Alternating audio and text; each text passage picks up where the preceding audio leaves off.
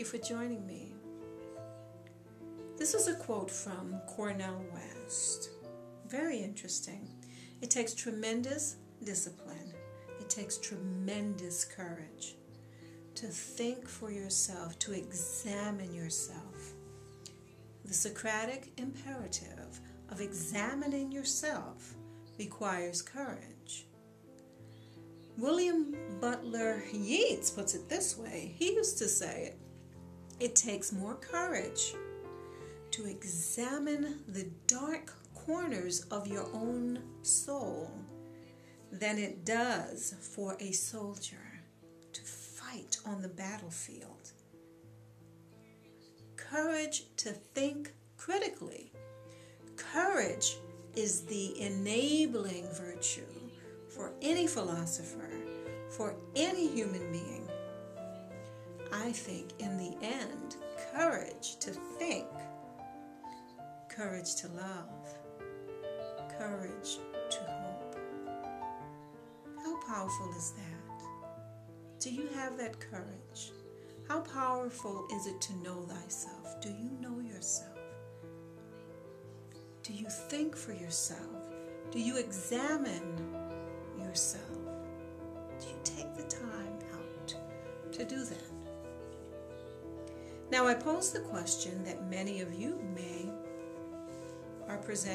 be presenting to me. What is raise yourself? Well, let me tell you what it is. This is what raise yourself means to me. To raise yourself from desperation to inspiration is a journey in consciousness. So let me clarify the meaning of desperation. According to Wikipedia, it's an emotional state of mind of a person who feels as if they're left with no options and therefore will make rash decisions and are more willing to accept any option that's available to them despite their preference. It also means despair, hopelessness, and despondency. So my question to you is this. Have you ever been in a desperate situation or state of mind? Think about it. Think about it deeply. See, no one wants to be considered desperate at all. However, according to the definition of desperation, I can say that I've been in desperate states of mind throughout my 49 years, probably more than I can count, especially when I was younger. Now I do my best to stay out of that world, but I'm grateful that my life, my way of thinking constantly improves through educating myself, gaining knowledge, and being honest with self. Just telling the truth. And as we know, the truth shall set you free. I choose freedom over bondage. Desperation has the potential to keep you in bondage because you don't know your power. Therefore, you can't own it if you don't even recognize your power. Do you get that? Do you get that? Now, on the flip side of things, desperation has led to motivation and then into inspiration. Think about that too.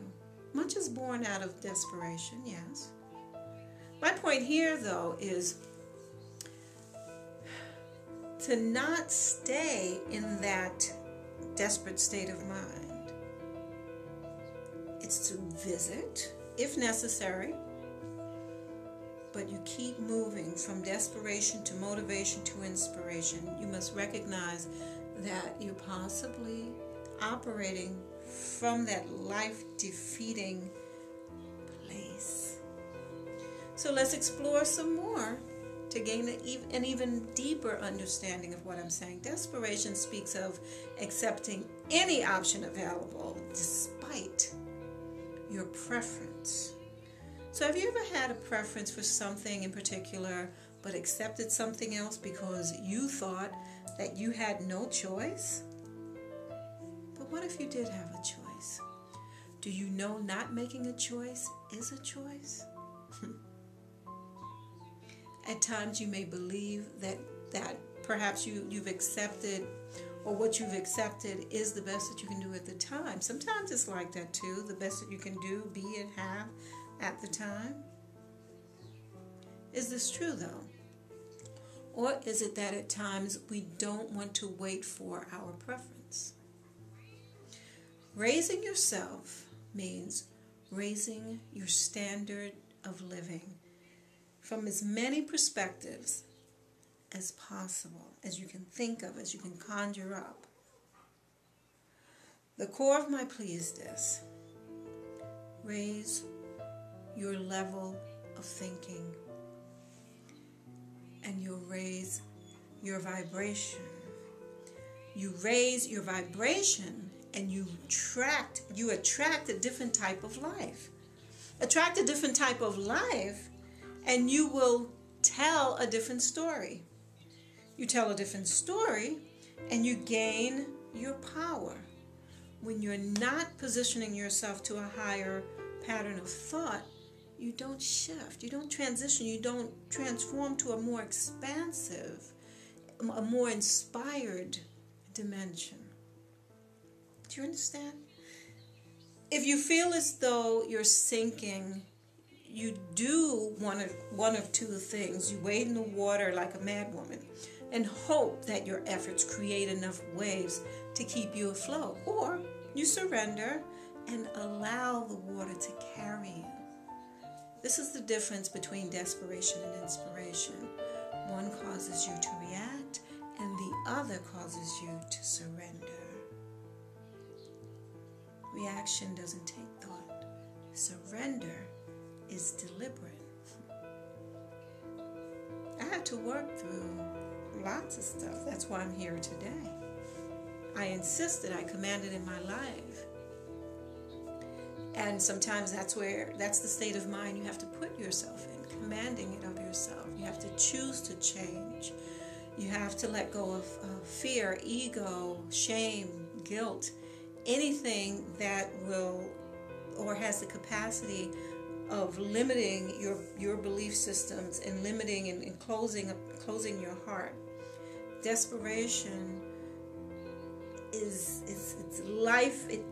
It depletes you of life. Here are some of the signs of desperate acts. You want to say you want to purchase a product, but you don't have the money to spend, so you borrow.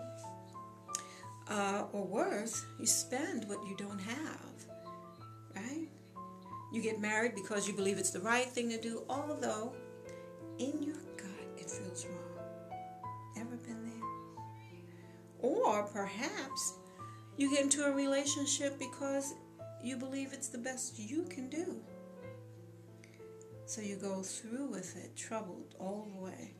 Or perhaps you take a job that underpays you, and you complain about it the whole time you're there. You allow yourself to be treated poorly because you don't love yourself enough. So you blame him or her, however the situation is. You accept situations without questioning and wonder how you got there. You hide your truth because you're afraid of what others will think. You move quickly through life because you think you might miss something. You sacrifice one area of your life for another. Sounds familiar? Money for health, love for success, freedom for peace. The list goes on. These are sacrificing one for the other. We're so programmed to lie about the simple things in life as well. Things that are so simple. Say, for example, someone may ask, well, how are you? You may feel bad and say, no, not bad, I'm fine, I'm good. But deep down inside, you're feeling bad. Yet, we somehow know, innately, that person doesn't really care. At least that's what we think. It's just something to say. It's a greeting. It's small talk, but try answering it honestly, being authentic. You may be surprised that someone may want to listen and really embrace you within that moment. Some people do care. So what causes us to react without thinking, without critically thinking, or even more supreme, without taking it to the soul level and trusting all right there within the moment to live in the zone of excellence? It can take time to trust that your higher self if you're not used to it. It took me a little time, but now I fully trust that the answers are within me. Anything that I need to know, I will know when I need to know it. You get that? So awaken to yourself. Awaken to that clearly miraculous state of gaining confidence, conviction, clarity about who you are in this world. Your stance is recognized for who you are. You belong. You speak up, you decide, you claim your life, you align, you clarify your life. So let's look at, again, desperation to inspiration. Now, this is the process. The first, let's look at the dark night of the soul. It's a discontentment with anything in your life, your job, your intimate life, your money. There's a form of some sort of disconnection in your life. I remember when I've gone through that in 2006, and it was the weirdest thing I've ever gone through, because I was so used to being just happy-go-lucky, but something was weighing down on me.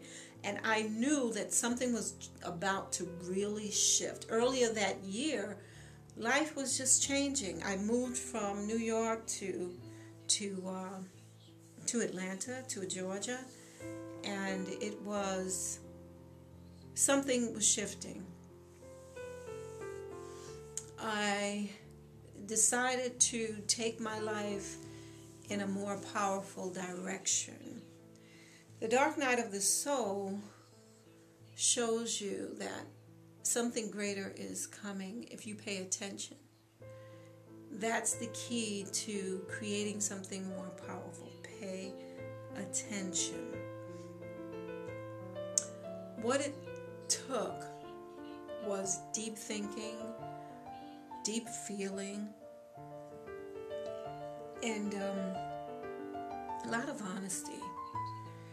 Now, that also took me to the realization that something was wrong. And I had to find that I was struggling in a state of desperation and wanted to fix it. I needed some sort of help. And life was, it just seems like a challenge. I seemed disconnected. And that's why even now, just expressing that, I am thinking about how I did it. I took it to the intellectual reasoning, critical thinking, and attempted to intellectualize it and make sense of it. And it helped, but it didn't bring lasting fulfillment. Because just because you're intellectual doesn't mean that you'll figure things out. But that's the point where I had to take it to a higher level. I had to surrender to spirit. I had to let go. Source, God, however you want to define it, doesn't matter, all the same thing. I had to let go of control. I had to take steps to slowly let go of the process of thinking and move into just being. Just listening to self and how I felt. Really listening to how I felt. About me, my life, people in my life, whether it was my intimate life, all relationships, friends, family, children. I then had to surrender deeply. And I know for some, surrendering may be difficult in the beginning. As you slowly take your intellect out of it, and day by day, you're being still and you're listening for the loving, inspired voice to guide you. And It's such a soft voice, a subtle voice. And if you're not listening to it, sometimes it's a little challenging, but you can train yourself through practicing some form of meditation, some form of just being still and quieting down the intellect, the reasoning. Just being still. Breathe in, breathe out, pay attention to yourself. Do you know that the key here is that you learn to trust your higher wisdom? We all have it. We all have it. And who knows you better than you? Who? The only reason why you don't know what you want or how to get it is because you haven't listened to you. You're listening probably most likely rather, to society. I know I did too. Listen to the outside world about what religion you should follow, how you should look, how much weight you should have or not have. Oh, it goes on and on. How women should be, how we should act. If we want a man, then we should be this way or that way. The competition, it was just too much. But my true birth occurred when I surrendered and I let go of society. When I let go of society and I began to live life for me, and not care what other people think of me. I could care less. Hallelujah. Something happens within yourself when you don't allow the world to infiltrate your thought process. When you let that go, transformation. You have to trust. You must trust that inner voice. And it may not be easy if you're not used to doing that, but trust that inner voice and listen more to who you are, what you're saying. Because sometimes we're so used to going to that one person or two people or to church or the Bible or this or that. Even if you do that innately, intuitively, you will know if those answers are the answers that you're looking for. But most importantly, you have to go within and use your sense of discernment to clarify what makes sense for you and why it makes sense. Use your imagination, your creations, your desires. For one, they're there for a reason. They're telling you something. Perhaps, again, you're not listening.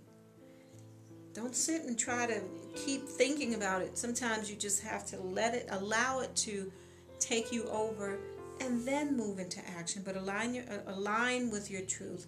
Clarify your truth. Speak your truth. Live your truth and allow the process to take place. Step back, out of the way. Be still. Listen. And allow whatever is to come to come. Don't resist, don't fight or force. Let it do what it do. Use your intuition, and intuition is the ability to acquire knowledge without interference of the use of reason. Intuition is a combination of historical, empirical data, deep and heightened observation, and an ability to cut through the thickness of surface reality. Intuition is like a slow motion machine that captures data instantaneously and hits you like a ton of bricks. Intuition is a knowing, a sense that is beyond the conscious understanding. It's a gut feeling. We all have it. We all have it. And that is a quote by a Bella author. Wonderful, wonderful thoughts. And here's another quote by Carl Jung. Intuition is perception via the unconscious. Simple. Think about it.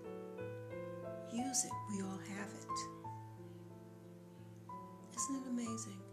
We have so many gifts, talents, innate abilities that we're not using. Use them. Shannon Keene puts it this way.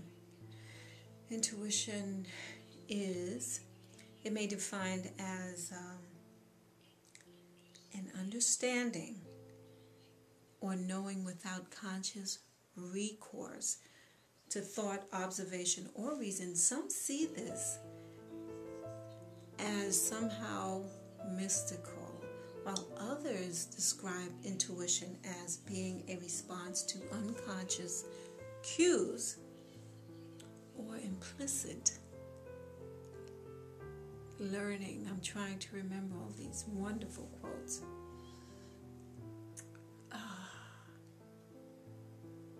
Nevertheless, you must use your intuition. Embrace your power. Bottom line, sometimes women don't embrace the gift of their femininity, their sensuality, and their sexuality. That's part of your power. We each embody that power. It's sometimes suppressed, repressed, depressed by our own fears, our own insecurities, our doubts, our disappointments. The list goes on. I've had many conversations with women who, when asked about their relationships, in terms of what they want, they say something like, well, I don't mind doing this as long as, or no one's perfect, so I'll just take this. I'd like more. I'm not getting this or that. But you know what? What I'm finding is that you can have it all. Now, with my saying you can have it all, I'm not saying that within that relationship that it's going to be, you're never going to have contrast, because the contrast is part of having it all. But you can have the type of relationship you're willing to create. But you have to allow yourself to transform. You have to allow yourself to really listen to yourself. And from age to age, you're going to see life differently. Oh, and this is the most important, unconditional love. This is the thing. Please yourself first. You can't please everybody, so please yourself. Gain clarity around who you are and your alignment. Your alignment. You can't go through relationships, through life, trying to be what he wants you to be, what she wants you to be, what your mother wants you to be, what your teacher wants you to be, what your employer wants you to be. You can't. Who do you want to be? Who are you choosing to be? Who? Think about it. Inspiration means you're being called to something. Motivation is I should do it because. Inspiration is I want to do this more than life itself, because it is life itself. Like this gives me such joy here. I am so inspired to share information, to share knowledge, to share healing, words of healing, right? And not caring about what the world thinks, and not caring about, the competition that's out there. All I care about is that I create and that I get my creations out into the world. Whatever happens out there, the universe has control of that. My intention is good. My intention is to reach people, those who are receptive to it. So when you think about what your gifts are, use them, enjoy them, share them with the world. So in the end, this is how it looks. We know, well, here's a quote by Jim Carrey, the comedian, but he's very philosophical, very thoughtful, very much aware. He said, I don't think human beings learn anything without desperation.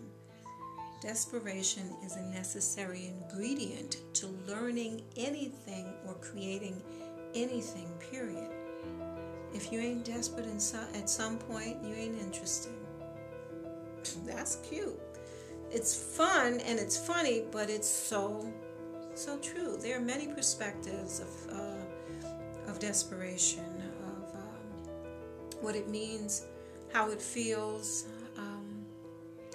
As long as we evolve from that desperation or that desperate state into a state of inspiration, which the state of inspiration moves you. It moves you from that feeling like it's all you have no other choices, to I'm choosing this because this is what I'm choosing to be, choosing to do, choosing to have. It's glorious. So connect with who you are in your truth. Bottom line, I know I've said so much, but I'm doing my best to really get this message across. And for those who have heard and listened this far, bless you. Just bless you. I mean, be you, do you, have what you want to have in your life. And don't be concerned about the external world. I'm glad you came today, that you visited my site. And it is my wish, my hope, my prayer that you align with yourself. And you can take a look, throughout my website and see that I have a blog. I'll be posting thought-provoking, information, comments, thoughts, questions for us to expand on further. My book is coming out I would say by the end of the year, and I'm so excited about that. I'm working on it diligently, and the title of the book is Raise Yourself from Desperation to Inspiration. And it's more expansive than what I just discussed, but it's basically looking at your life and looking at your childhood and looking at where you are now and where you'd like to be, but it's more about the state of mind, which is now, in the present.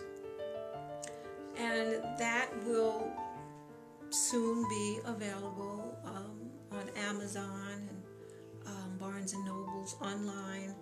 I'll have some hard copies as well. Also t-shirts. You always have to do a t-shirt.